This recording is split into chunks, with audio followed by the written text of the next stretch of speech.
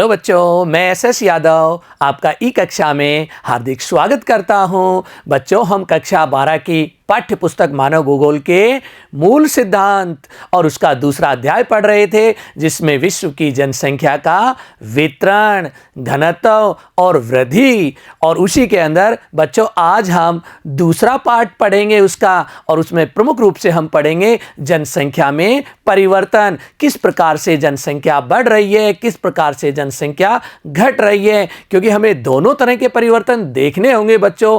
कहीं पर जनसंख्या वृद्धि तो कहीं पर जनसंख्या में कमी। ऐसे कौन से कारक हैं जिनके कारण कहीं जनसंख्या में वृद्धि तो कहीं जनसंख्या में कमी। ठीक है बच्चों, तैयार हो जाओ, कॉपी पेन ले लीजिए आप अपनी और तैयार हो जाइए जनसंख्या के परिवर्तन को पढ़ने के लिए। तो सबसे पहले बच्चों हम देखेंगे जनसंख्या में परिवर्तन के कौन कौन से कारक हैं। तो देखिए बच्चों, जनसंख्या में परिवर्तन के घटक देखेंगे हम। 3 घटक हैं। नंबर 1 पर नोट भी कर लिया करो बच्चों आप इन्हें। तो देखिए सबसे पहले क्या है हमारे पास, जन्म। दूसरा घटक कौन सा है बच्चों, मृत्यु। और तीसरा घटक कौन सा है, प्रवास। तो इन 3 घटकों को बच्चों हम विस्तार से पढ़ेंगे। पहले घटक में देखेंगे जन्म के, अर्थात हम ये कह सकते हैं जब जब जन्म के देखिए ज़्यादा होते जाते हैं जनसंख्या वृद्धि अधिक। उसी तरह से मृत्यु में दोनों चीज़ें होती हैं बच्चों। अगर मृत्यु दर बढ़ जाती है तो जनसंख्या में कमी हो जाती है, अगर मृत्यु दर घट जाती है तो जनसंख्या में वृद्धि हो जाती है। इसी तरह से बच्चों हम देखेंगे किसको, प्रवास को। प्रवास के अंदर हम देखेंगे बच्चों, अगर किसी स्थान के ऊपर लोगों की देखिए संख्या ज़्यादा हो जाती है प्रवास होने के कारण, और यदि हम देखते हैं किसी स्थान पर लोगों की संख्या कम हो जाती है, किसके कारण, प्रवास के कारण। अब हम सबसे पहले इन तीनों कारकों को देखेंगे और सबसे पहले हम किसको पढ़ेंगे बच्चों, जन्म को पढ़ेंगे। अर्थात जन्म दर क्या है और किस तरह हमारी जनसंख्या को प्रभावित करती है। तो तैयार हो जाइए बच्चों, सबसे पहले हम पढ़ रहे हैं अशोधित जन्म दर। तो देखिए अशोधित जन्म दर होती क्या है बच्चों।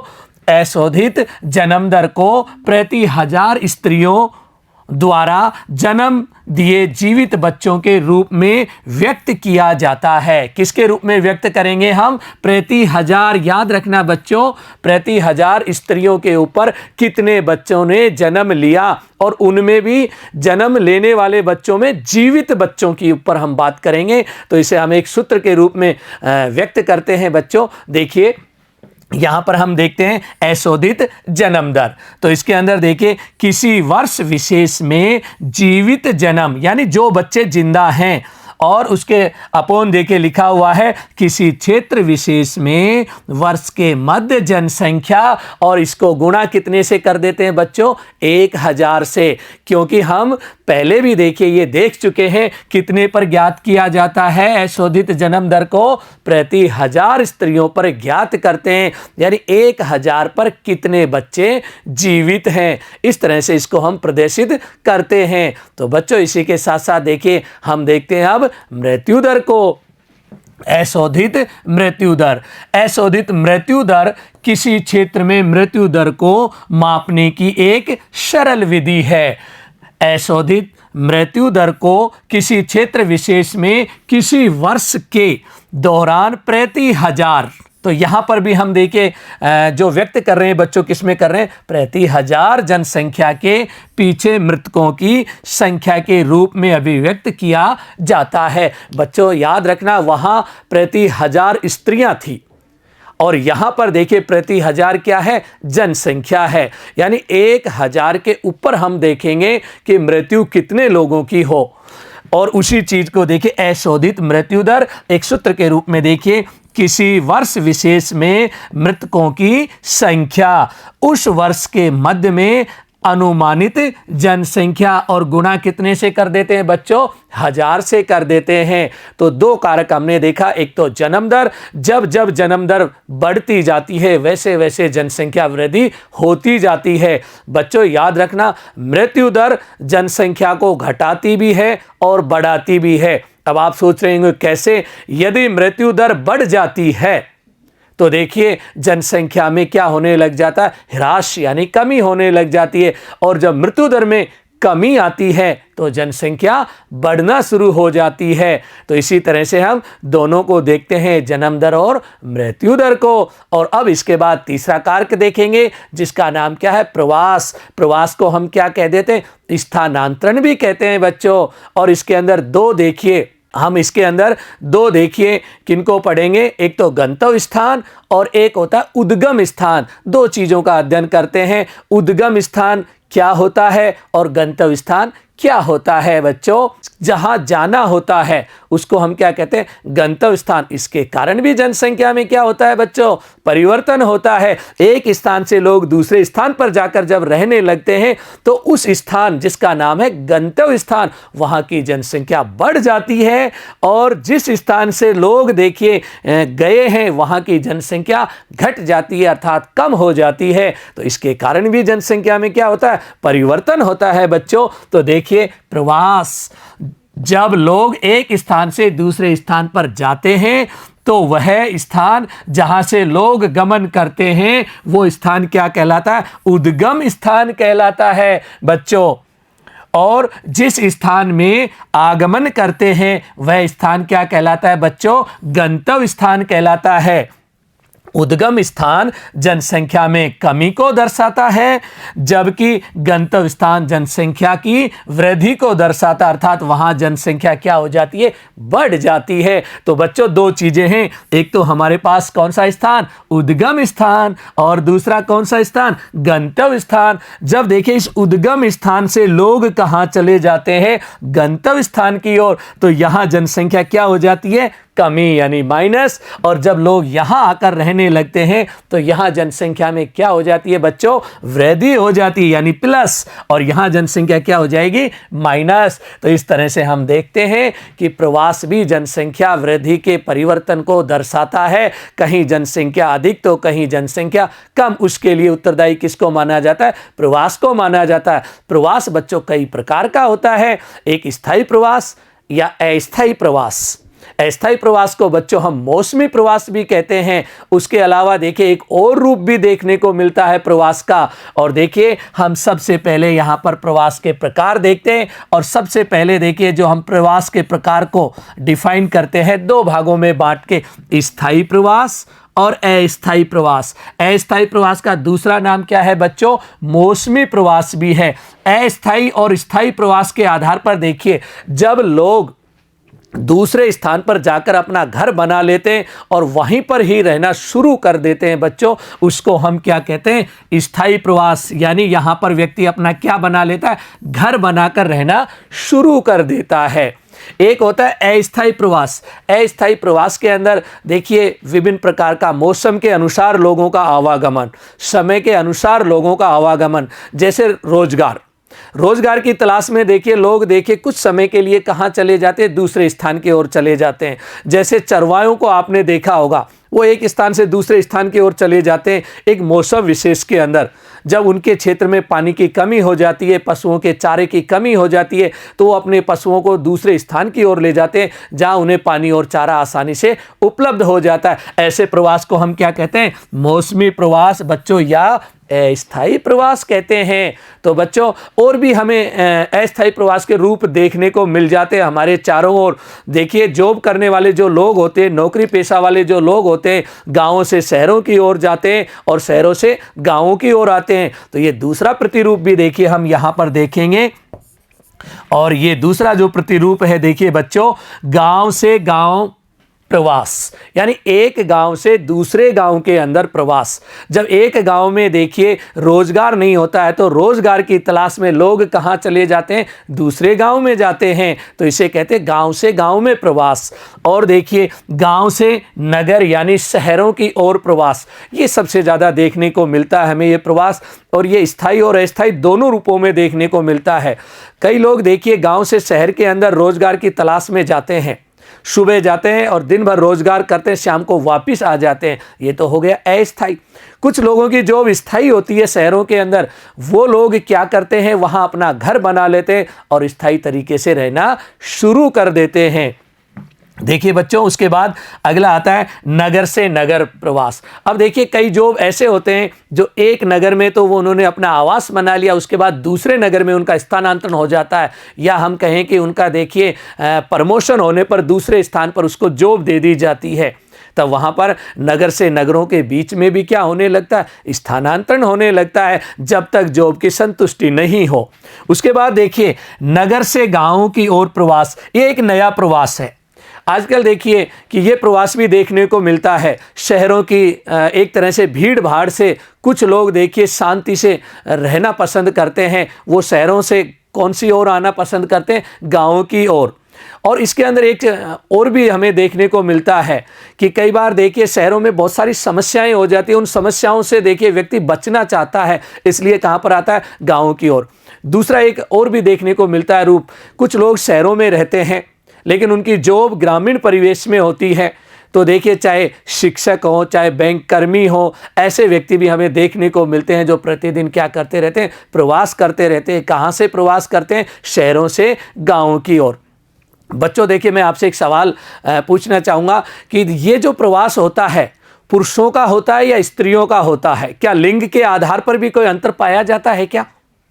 तो बच्चों देखिए लिंग के आधार भी अंतर पाया जाता है और एक आयु के आधार पर भी अंतर पाया जाता है। कई बार देखिए देखने को मिलता है बड़े बड़े महानगर जैसे मुंबई, सबसे ज़्यादा देखिए प्रवास बच्चों का होता है। वहाँ पर कम उम्र के बच्चे का प्रवास माइग्रेट करते हुए देखे जाते हैं इसके अंदर। दूसरा लिंग के आधार पर देखिए जॉब के अंदर यदि हम देखते हैं पुरुषों को ज़्यादा महत्व होता है, अर्थात महिलाओं की संख्या पुरुषों की तुलना में कम होती है। तो यहाँ पर हम लिंग के आधार पर कह सकते हैं पुरुषों का प्रवास ज़्यादा होता है और महिलाओं का प्रवास कम देखने को मिलता है। आयु के अनुसार हमने देखा बच्चों का भी प्रवास होता है, जैसे बड़े बड़े महानगरों के अंदर। इस तरह से ये तो क्या थे, हमारी जनसंख्या के घटक जो उसको प्रभावित करने वाले थे। एक तो जन्म, दूसरा कौन सा, मृत्यु, और तीसरा कौन सा आता है बच्चों, प्रवास। अब आगे देखते हैं बच्चों, देखिए एक, क्या आप महसूस करते हैं कि एक ही व्यक्ति दोनों, एक आप्रवासी और एक उत्प्रवासी हो सकता है क्या? तो देखिए इस क्वेश्चन का उत्तर हम बाद में देंगे, पहले इन दोनों शब्दों को देखिए हम जानेंगे। आप्रवासी किसी दूसरे स्थान से आकर रहने वाले और उत्प्रवासी किसी दूसरे स्थान पर जाने वाले। और इसी को देखिए परिभाषित भी किया गया, आप्रवास, प्रवासी जो किसी नए स्थान पर जाते हैं उन्हें क्या कहा जाता है, आप्रवासी कहा जाता है बच्चों। जब किसी दूसरे स्थान पर, नए स्थान पर जाकर रहने लगते हैं, एक तरह से नए वासी हो जाते हैं वहां पर वो लोग। दूसरा देखिए उत्प्रवास, प्रवासी जो एक स्थान से बाहर चले जाते हैं उन्हें क्या कहा जाता है, उत्प्रवासी। जो एक स्थान को छोड़कर दूसरे स्थान की ओर चले जाते हैं उनको क्या कहते हैं हम, उत्प्रवासी।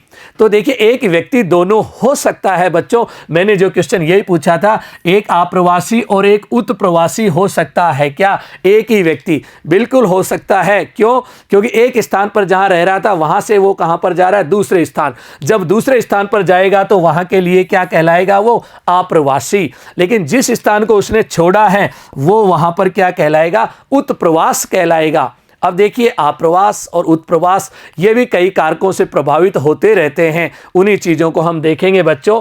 प्रवास को प्रभावित करने वाले कारक, और प्रवास को प्रभावित करने वाले कारकों को दो भागों में वर्गीकृत किया गया अपनी पाठ्य पुस्तक में, और जिनमें देखिए पहला जो कारक है बच्चों उसका नाम है प्रतिकर्ष कारक, और दूसरा होता है अपकर्ष कारक, बाहर की ओर भेजने वाला। तो इस तरह से हम दोनों चीजों को देखेंगे बच्चों। तो सबसे पहले देखिए प्रतिकर्ष। प्रतिकर्ष देखिए किस तरह से लोग एक स्थान से दूसरे स्थान की ओर गमन करते हैं। सबसे बड़ा देखिए कारक माना जाता है बेरोजगारी, यानी लोग रोजगार की तलाश में एक स्थान से दूसरे स्थान की ओर क्या करते हैं, जाते हैं। और दूसरी कारक हम इसमें देखते हैं रहन सहन की निम्न दशाएं, क्योंकि मानव क्या चाहता है, देखिए एक स्वच्छ रूप से रहना चाहता है, एक स्वच्छ वातावरण चाहता है। अगर उसके रहने सहने यानी आवास की समस्या हो, पानी की समस्या हो, और वो सही ढंग से सो भी नहीं पाए, अगर ऐसी दशाएं होते तो व्यक्ति क्या करना शुरू कर देता, प्रतिकर्ष करना शुरू कर देते, यानी रहन सहन की निम्न दशाएं। राजनीतिक अशांति, पहला कारक सबसे बड़ा बेरोजगारी यानी रोजगार की तलाश में, दूसरा देखिए जीवन की निम्न दशाएं, और तीसरा कारक जो माना गया है राजनीतिक अशांति। जिन देशों में राजनीतिक अशांति ज़्यादा होती है यानी राजनीतिक दृष्टि से एक तरह से हम कहें कि वहाँ पर उथल पुथल बहुत ज़्यादा होती है, तो लोग वहाँ रहना पसंद नहीं करते हैं। उसके बाद चौथा कारक देखिए प्रतिकूल जलवायु। सीधा सा है, अगर मानव के रहने के योग्य यदि जलवायु नहीं है तो मानव वहाँ नहीं रह सकता। कितने दिन अनुकूलन करेगा, कितने दिन संघर्ष करेगा मानव, क्योंकि प्रतिदिन संघर्ष मानव कर भी नहीं सकता। और उसके बाद 5वें नंबर पर देखिए प्राकृतिक विपदाएं। सीधा सा है, प्राकृतिक विपदाएं या हम कहें आपदाएं काफ़ी होती हैं, जैसे ज्वालामुखी, भूकंप, भूस्खलन, ऐसी यदि प्रवृत्तियां बार बार होती रहती हैं तो मानव वहां नहीं रह सकता। जैसे सागर तटीय क्षेत्रों में देखें, आए दिन देखिए वहां पर चक्रवात आते हैं, कभी कभी सुनामी का भी डर बना रहता है, तो मानव वहां नहीं रह सकता। उसके बाद देखिए 6ठे नंबर पर महामारियां। महामारियों का दौर देखिए आपने भी अब देखा होगा, कोरोना, और ये एक महामारी, और इस महामारी के दौर के अंदर आपने देखा होगा एक अस्थिरता आ गई हमारे इसके अंदर, समाज के अंदर, कि हम रहें तो कहाँ रहें और ऐसी जगह जाएं जहां इस महामारी से बचा जा सके। तो देखिए ये भी प्रतिकर्ष का कार्य करता है।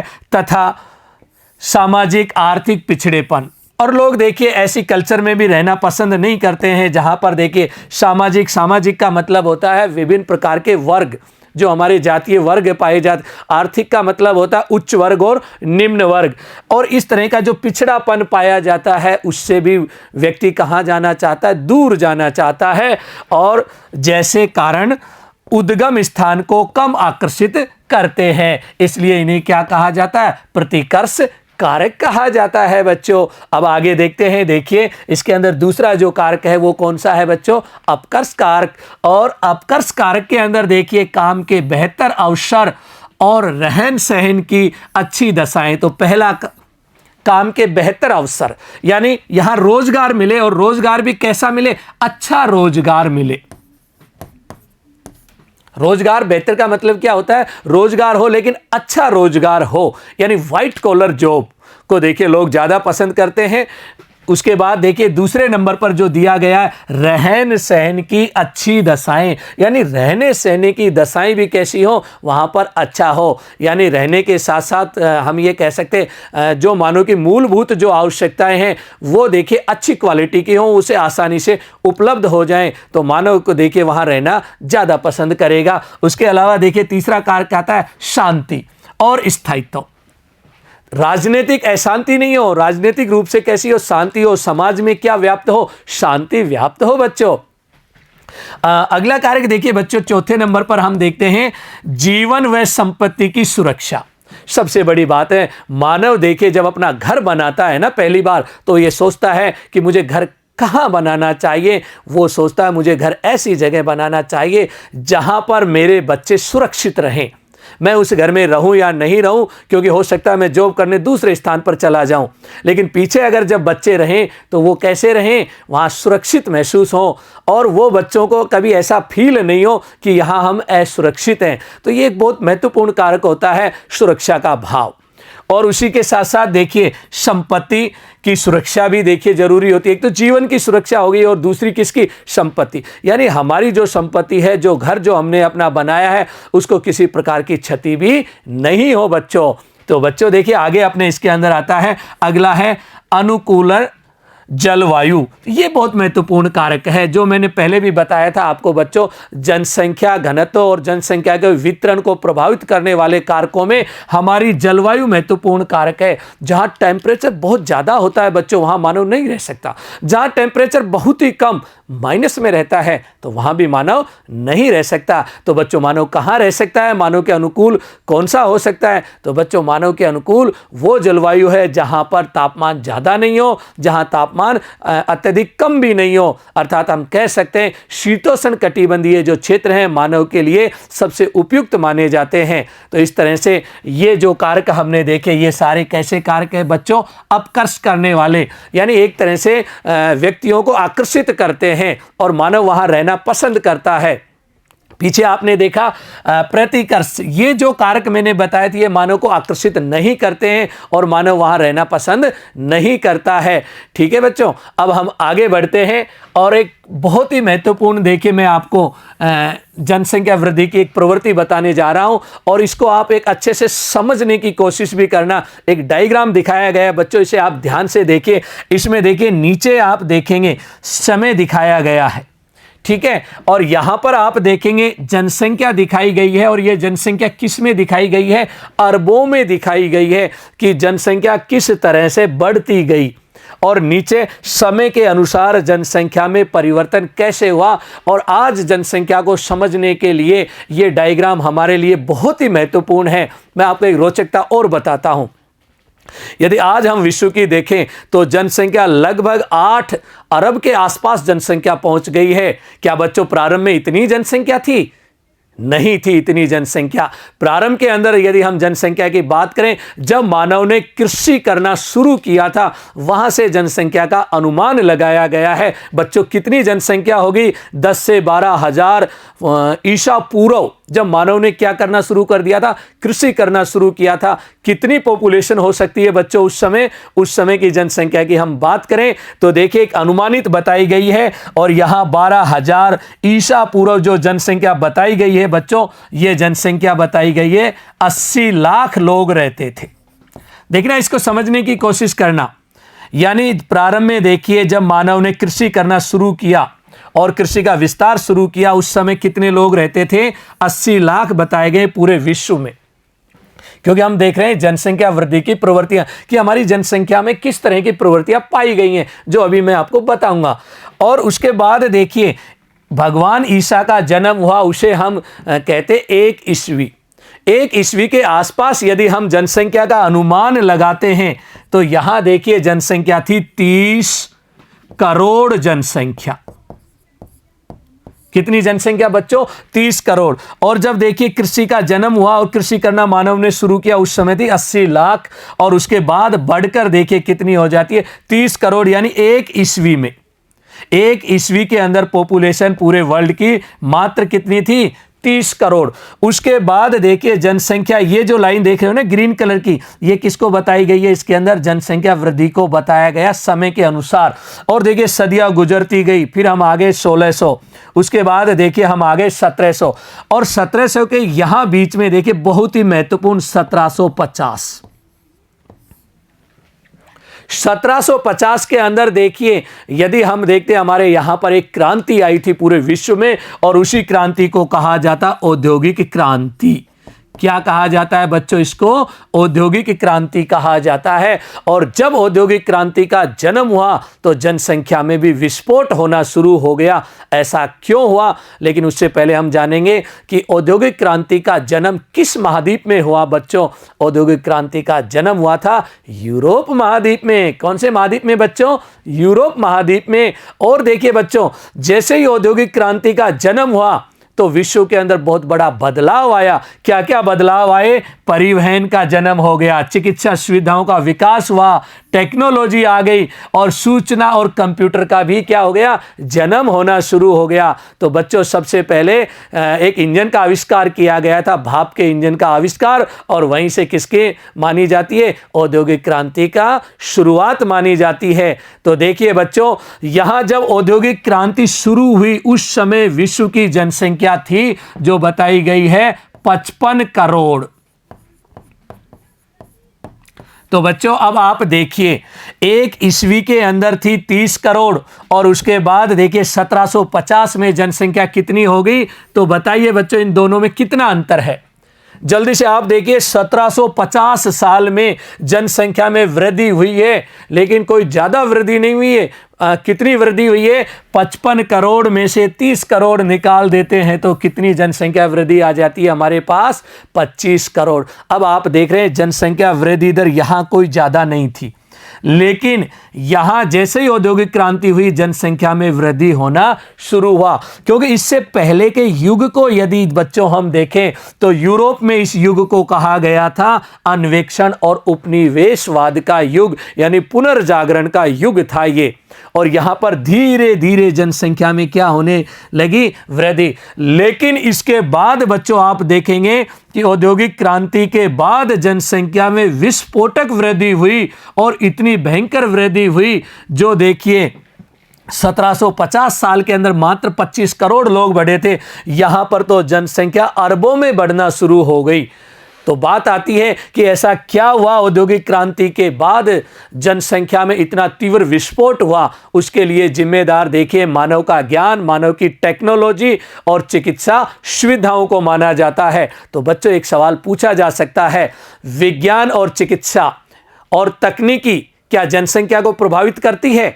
तो बच्चों आपका उत्तर होना चाहिए बिल्कुल करती है, क्योंकि जितनी चिकित्सा सुविधाओं में वृद्धि हुई उतनी ही मृत्यु दर में कमी हुई। जितनी ज़्यादा टेक्नोलॉजी आई और जितनी ज़्यादा विज्ञान ने प्रगति की, उसी के कारण देखिए मानव के लिए बहुत सारी सुविधाओं का क्या हुआ, विकास हुआ, जैसे टीकाकरण।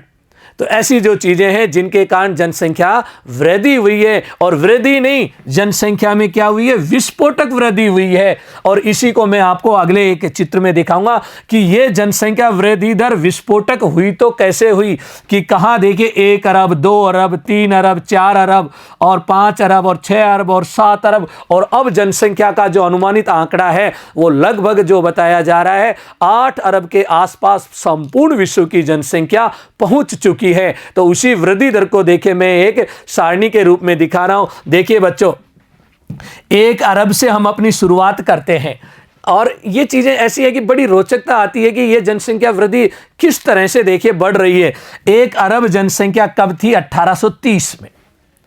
अब 1830 से जनसंख्या बढ़ी और बढ़कर कितनी हो गई? 2 अरब, यानी दुगनी होने में कितने वर्ष लगे गए? देखिए बच्चों 100 वर्ष लगे थे दुगनी होने में प्रारंभ में। क्यों? क्योंकि यहां मृत्यु दर ज्यादा थी।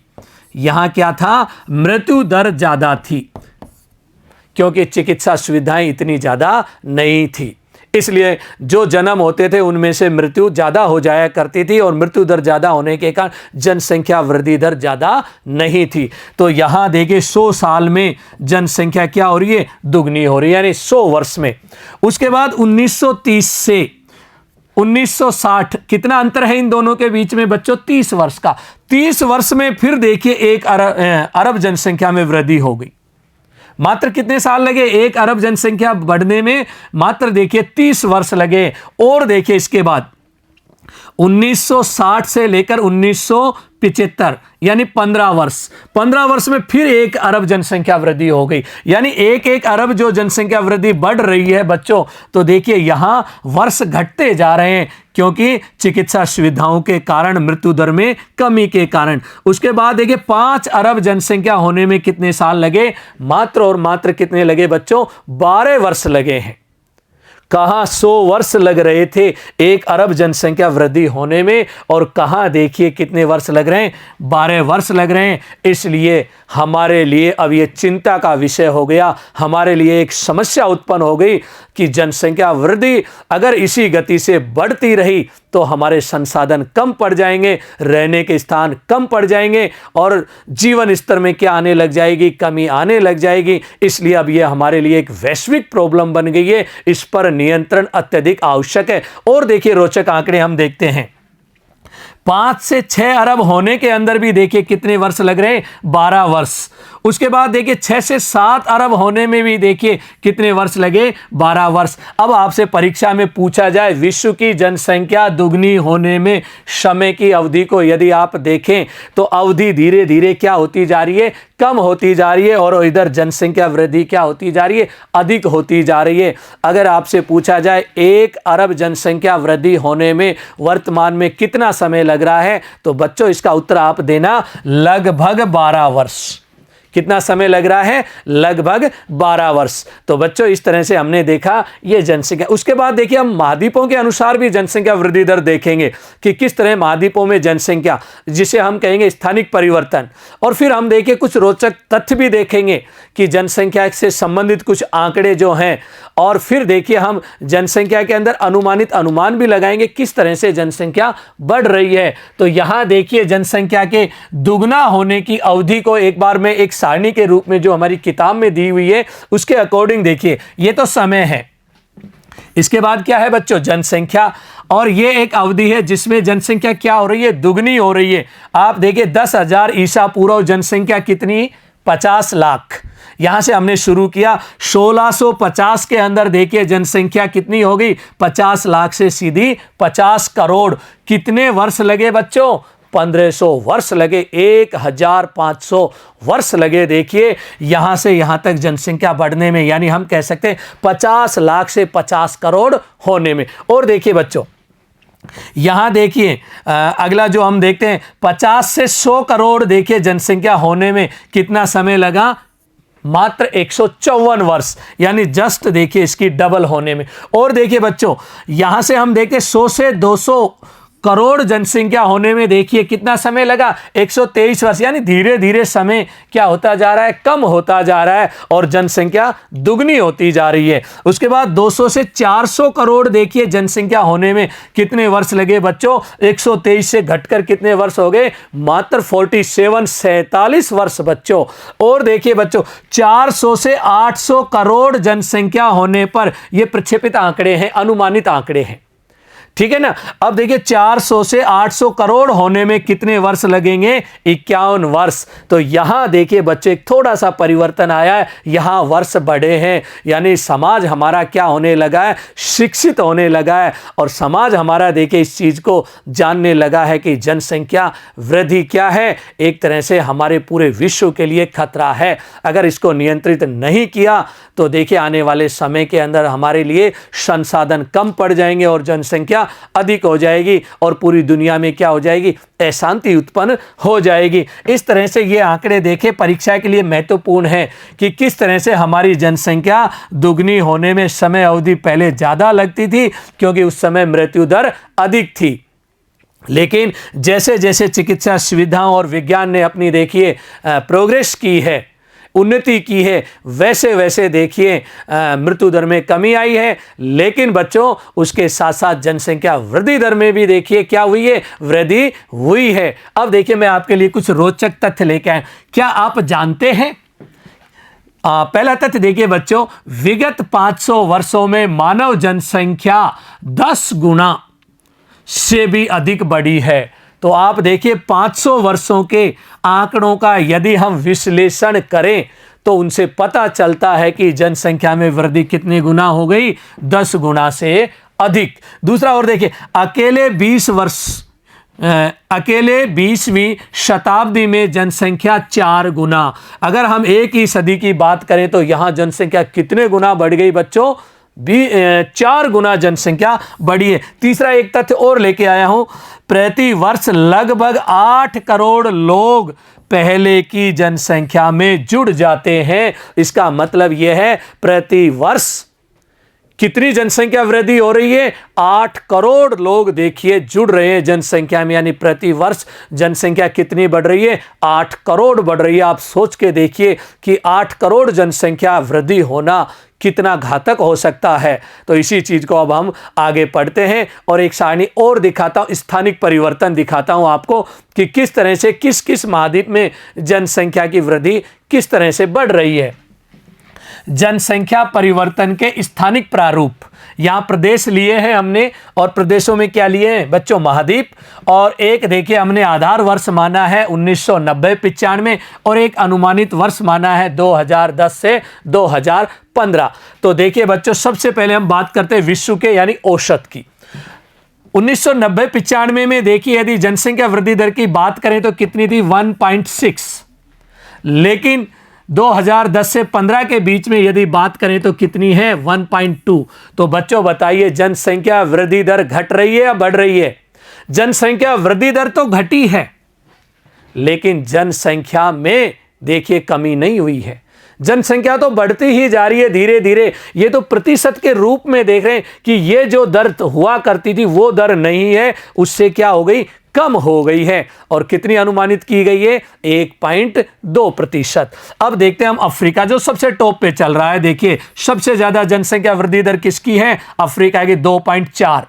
और ये देखिए घट नहीं रही है, ये क्या है, बढ़कर 2.6 हो गई है, यानी सबसे अधिक।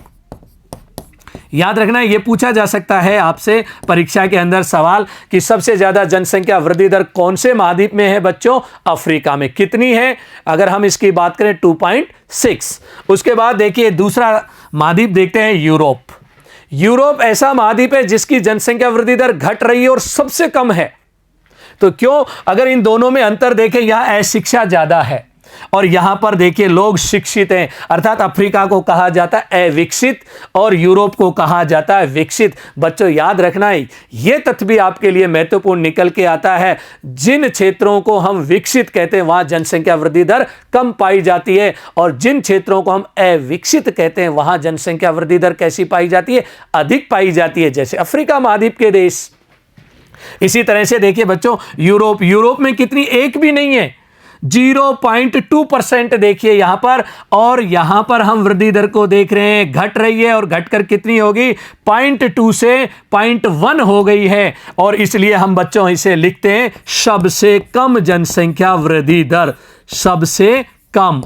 और कैसा महाद्वीप है ये? विकसित। और सबसे अधिक कहां की थी? सबसे अधिक अफ्रीका महाद्वीप की। उसके बाद और देखते हैं उत्तर अमेरिका, जिसे हम उत्तरी अमेरिका भी कहते हैं। और यहां देखिए 1.4 और यहां पर भी देखिए जनसंख्या वृद्धि दर घटी है, 1.4 से कितनी होगी? 0.8 हो गई है बच्चों। और देखिए बच्चों लैटिन अमेरिका और कैरिबियन देशों को भी इसमें शामिल किया गया है। कैरिबियन का मतलब होता है मध्य अमेरिका के जो कंट्री हैं उनको भी इसमें शामिल किया गया है। जो कैरिबियन सागर के अंदर बहुत सारे द्वीप हैं बच्चों, जैसे क्यूबा, हैती, डोमिनिक, पोर्टोरिको, इनको भी इसमें शामिल किया जाता है। और उस जनसंख्या को यदि हम देखते हैं क्या थी? 1.7 और घटकर कितनी होगी? 1.1। अभी तक आपने देखा केवल और केवल कहां की बढ़ी है? अफ्रीका की। बाकी सबकी जनसंख्या वृद्धि दर में क्या हो रही है? कमी हो रही है। और देखिए अब हम बात करते हैं हमारे महाद्वीप की, एशिया, जिसे देखिए महाद्वीपों का महाद्वीप भी कहा जाता है बच्चों, और मानव का घर भी कहा जाता है, क्योंकि मानव की सर्वाधिक जनसंख्या निवास कहां करती है? एशिया महाद्वीप, जो पूर्व कक्षा में आपने देखा होगा। और इसमें देखिए जनसंख्या वृद्धि दर कितनी है? 1.6। और यहां देखिए जनसंख्या वृद्धि दर हमारे एशिया में भी घट रही है और घटकर कितनी आ गई है बच्चों? 1% जनसंख्या वृद्धि दर। इसी तरह से देखिए अब आता है ओशिनिया, और ओशिनिया के अंदर देखिए ऑस्ट्रेलिया, न्यूजीलैंड और फिजी को शामिल किया गया है। और इसके अंदर देखिए जनसंख्या वृद्धि दर न घट रही है न बढ़ रही है। कैसी है बच्चों? स्थिर है। तो परीक्षा में पूछा जाए आपसे ऐसा महाद्वीप कौन सा है जिसकी जनसंख्या वृद्धि दर स्थिर पाई जाती है? और स्थिर वाला देखिए यदि हम बच्चों देखें तो कौन है जिसकी स्थिर जनसंख्या है? वो कौन सा है? 1.5 वाला देखिए दोनों में, और उसका नाम है ओशिनिया महाद्वीप। तो यहां हमने सर्वाधिक देखी, या हमने न्यूनतम देखी, और यहां हमने क्या देखी? स्थिर जनसंख्या।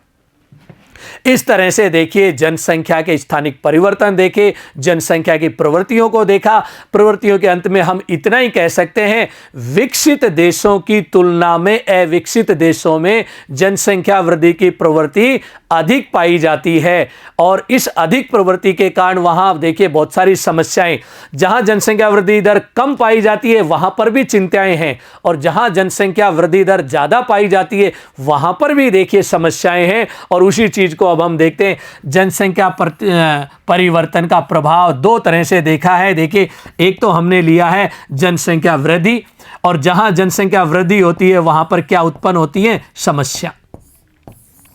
और जहां पर देखिए जनसंख्या का ह्रास होता है नंबर 2 पर, यानी जनसंख्या में क्या हो रही है? कमी, वहां पर लोगों की क्या हो जाती है? चिंताएं बढ़ जाती हैं। देखिए दोनों के अंदर यदि हम देखते हैं बीच में एक होता है संसाधन, और इन संसाधनों के आधार पर ही देखिए हम यहां पर कंपेयर करेंगे। और यहां देखिए जनसंख्या वृद्धि होने पर देखिए संसाधन कम पड़ जाते हैं, जिसके लिए एक समस्या है। संसाधनों का ज्यादा शोषण होने लग जाता है, संसाधनों का देखिए यहां पर सही ढंग से यूटिलाइज नहीं हो पाता है।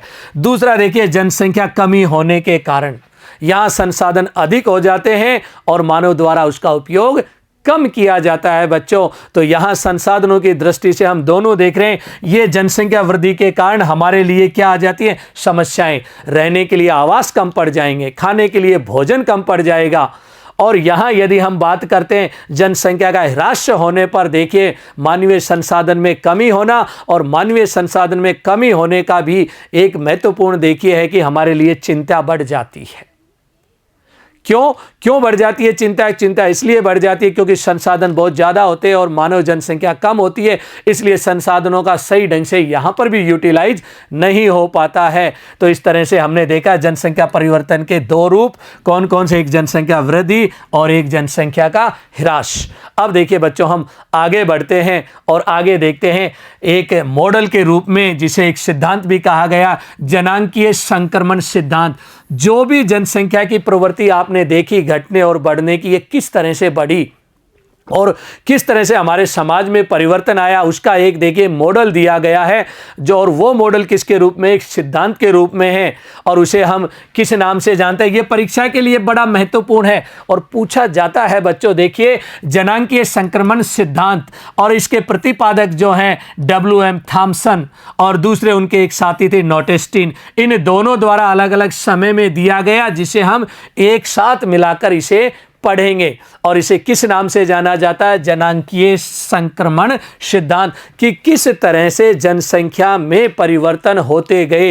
यानी खेती हर से आज देखिए किस तरह नगरीय सभ्यताएं विकसित हुई, उस सारी चीज को हम इसमें देखेंगे। तो देखिए बच्चों, इसमें जनांकीय संक्रमण सिद्धांत का उपयोग किसी क्षेत्र की जनसंख्या का एक तो क्या करने के लिए, वर्णन तथा भविष्य की जनसंख्या के पूर्वानुमान के लिए किया जाता है। यदि परीक्षा में पूछा जाए जनांकीय संक्रमण सिद्धांत का उपयोग है, दो उपयोग हैं, एक तो जनसंख्या का क्या करना बच्चों, वर्णन करना जो वर्तमान में है, और दूसरा देखिए उस जनसंख्या के पूर्वानुमान लगाना कि भविष्य में क्या कुछ परिवर्तन हो सकते हैं। और इसी चीज को देखिए हम आगे देखते हैं।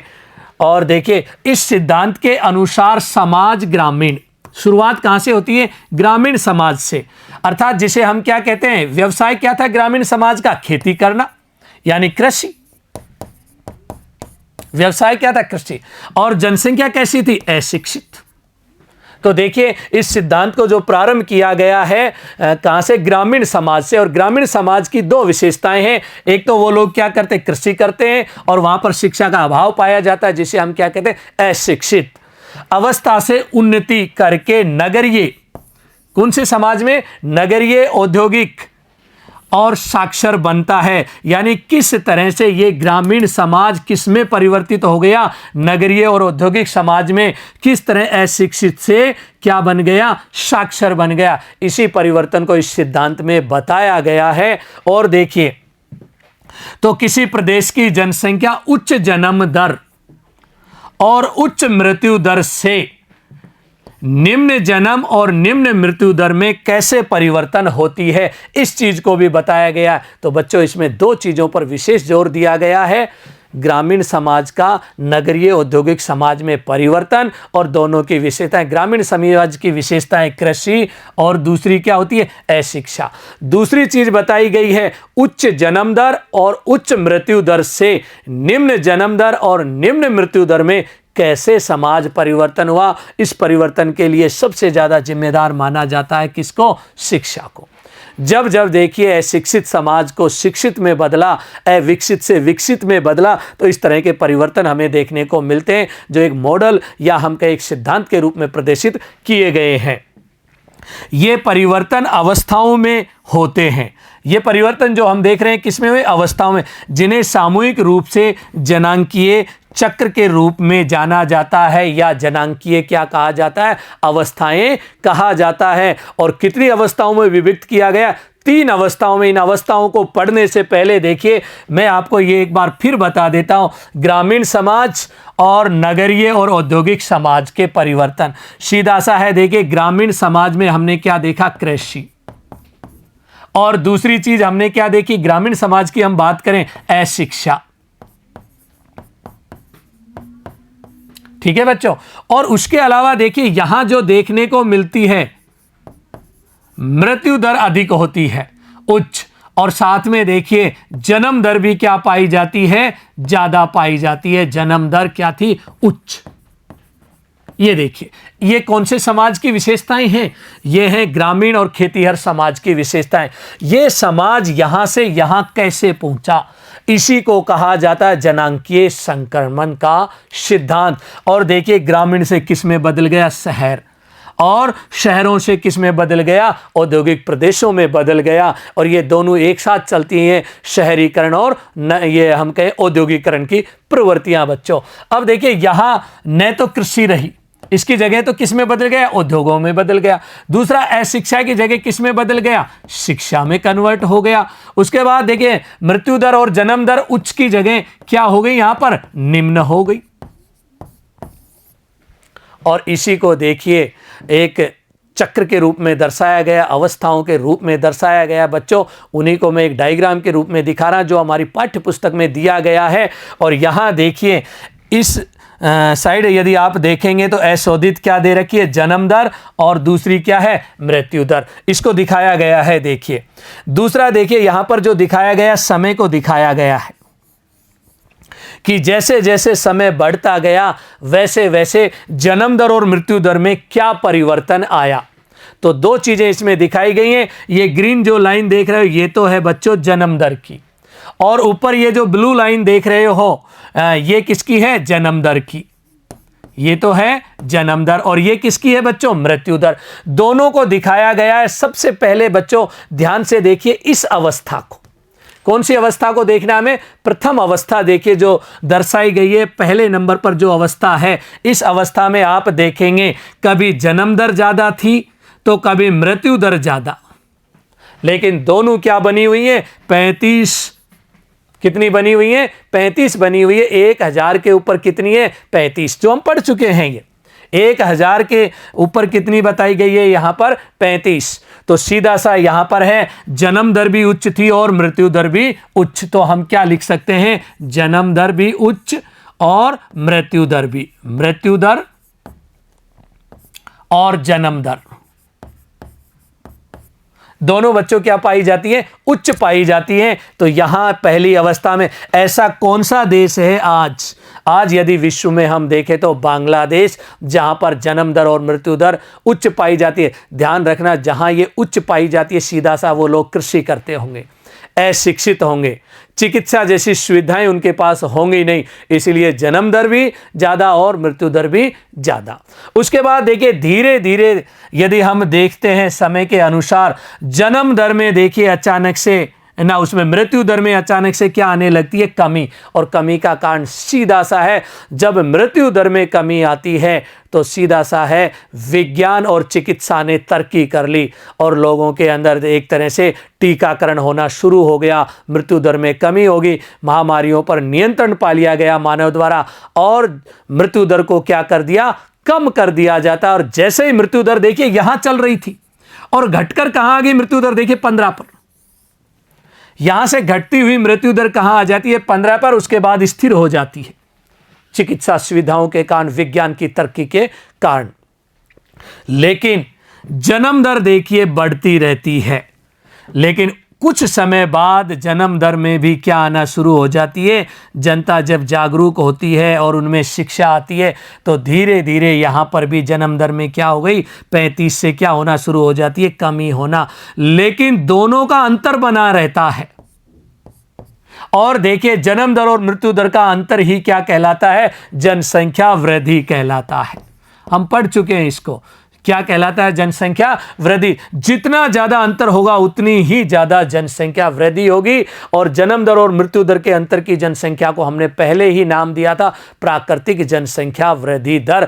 तो द्वितीय अवस्था में विस्फोटक जनसंख्या वृद्धि दर होती है। बच्चों याद रखना, परीक्षा में पूछा जाए विस्फोटक जनसंख्या वृद्धि दर कौन सी अवस्था में आती है? सेकेंड अवस्था में आती है। और यहां पर क्यों आती है? क्योंकि यहां जन्म दर में भी क्या होने लगती है? कमी। लेकिन मृत्यु दर में अत्यधिक कमी होने के कारण दोनों का अंतर क्या होता है? बढ़ जाता है। एक समय ऐसा आता है जब समाज विकसित हो जाते हैं, न तो वहां पर जन्म दर उच्च होती है और न वहां पर मृत्यु दर उच्च होती है, और जनसंख्या में उतार चढ़ाव बहुत ही कम होते हैं, और जनसंख्या कहां पहुंच जाती है? स्थिर हो जाती है। और ऐसा रूप देखने को मिलता है विकसित देशों में, जैसे कनाडा, जापान, यूएसए।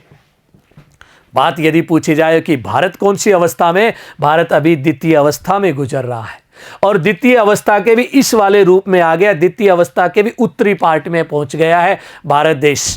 तो यहाँ पर जनसंख्या में उतार चढ़ाव कम, यानी यहाँ जन्म दर भी देखते बहुत ही कम होता है और मृत्यु दर भी बहुत ही कम होता है। यहाँ उच्च था और यहाँ पर कैसा हो गया, निम्न हो गया, और बीच में दोनों में क्या था, अंतर बहुत ज़्यादा था। ऐसे देश जैसे भारत, केन्या, पेरू, ऐसे बहुत सारे देश हैं, विकसित देश हैं, जहाँ पर ये रूप देखने को मिलता है। इन तीनों अवस्थाओं का देखिए, मैं एक बार आपको फिर देखिए और थोड़ी व्याख्यात्मक रूप से समझाने की कोशिश करता हूँ। तो देखिए बच्चों, पहली अवस्था, इस अवस्था में उच्च प्रजननशीलता।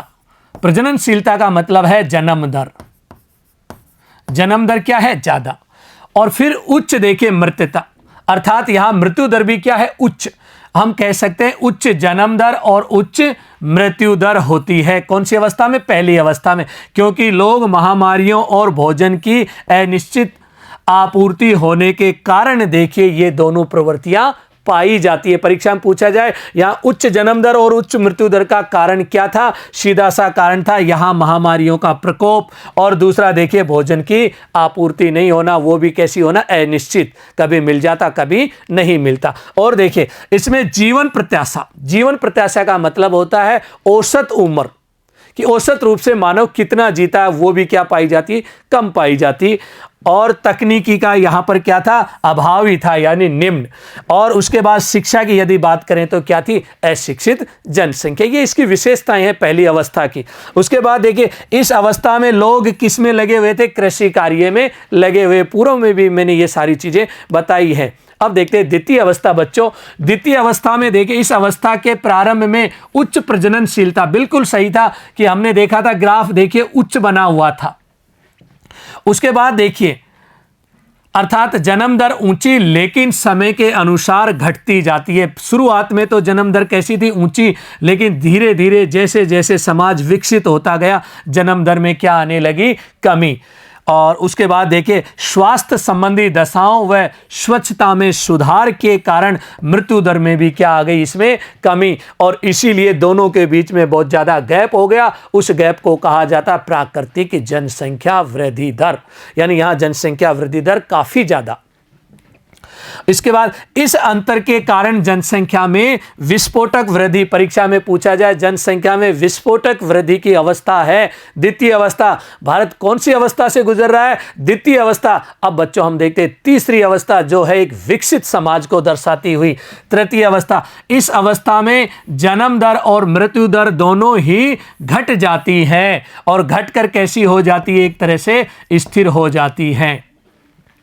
जनसंख्या या तो स्थिर हो जाती है या मंद गति से बढ़ती है। इसमें जनसंख्या नगरीय व शिक्षित हो जाती है, और इसमें तकनीकी ज्ञान भी कैसा पाया जाता है, उच्च पाया जाता। पहली अवस्था में तकनीकी ज्ञान क्या था, निम्न था, और अब तकनीकी ज्ञान कैसा हो गया, उच्च हो गया। अब आगे देखते हैं बच्चों, देखिए जनसंख्या नियंत्रण के उपाय जो हमारी पुस्तक में दे रखे हैं, उन्हीं उपायों का हम अध्ययन कर रहे हैं यहाँ पर। उसके अलावा और भी बहुत सारे उपाय हैं जिनसे हम जनसंख्या को क्या कर सकते हैं, नियंत्रण कर सकते हैं। लेकिन हमारी पाठ्य पुस्तक में देखिए क्या क्या उपाय दिए गए हैं बच्चों, उसी को देखते हैं। सबसे पहला उपाय दिया गया परिवार नियोजन की सुविधा, यानी जनसंख्या को यदि कंट्रोल करना है, परिवार नियोजन की शिक्षा देना, जनसंख्या की शिक्षा देना। और जब तक समाज परिवार नियोजन की सुविधाओं को नहीं अपनाएगा, गर्भ निरोधकों को नहीं अपनाएगा, तो देखिए जन्म दर बढ़ती रहेगी, और जन्म दर जब बढ़ती रहेगी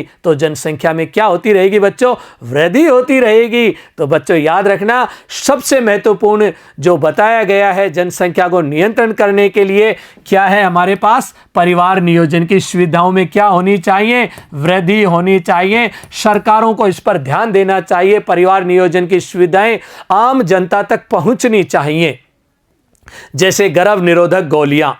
उसके अलावा और भी बहुत सारी चीजें हैं देखिए जो इसके लिए। अब देखिए एक विद्वान हुए हैं जिन्होंने जनसंख्या वृद्धि के बारे में अपना एक कथन इनका प्रचलित है, और उनका नाम है थॉमस माल्थस। माल्थस ने यह कहा था, मानव कभी भी जनसंख्या पर नियंत्रण नहीं कर सकता, जनसंख्या पर तो नियंत्रण प्रकृति करती है।